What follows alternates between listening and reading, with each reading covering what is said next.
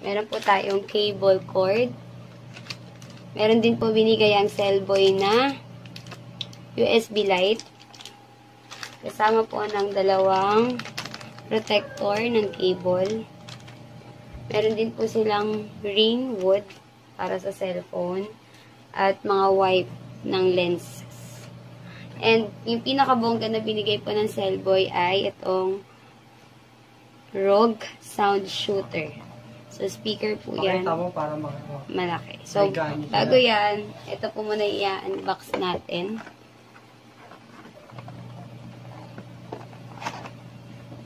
Yan. So, andito po yung connector para sa cellphone and sa dito sa ating speaker and the charger. Meron din po sila. Ito po yung ating speaker.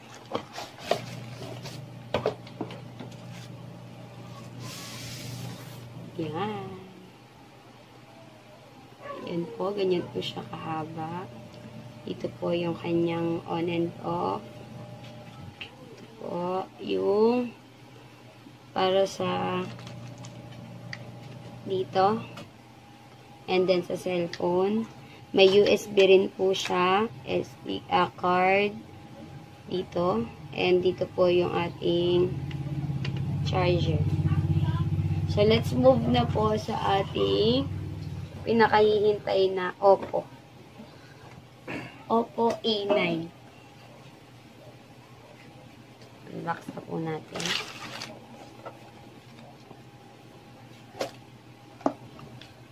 Ayan. So, pagbukas po, makikita nyo na po agad yung karton kung saan andun po yung SIM card ejector. At saka yung manual.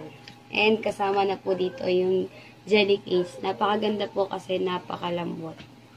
And maganda kasi may kita talaga yung design ng Oppo na nasa likod. Next po natin is yung makikita na natin yung mismong Oppo. Yung mismong cellphone po.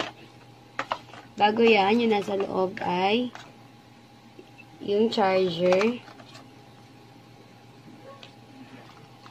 And last po is yung ating headset. May wire po yung headset. And ito na po yung Oppo.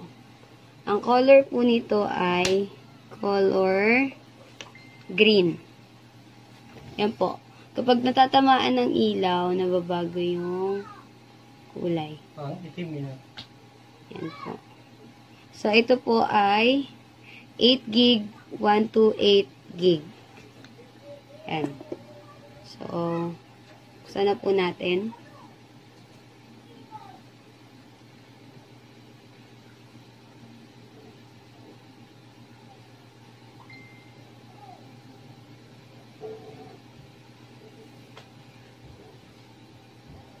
Wow.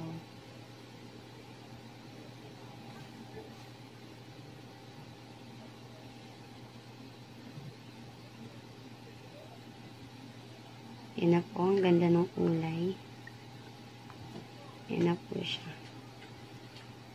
So, sa camera, yan po siya.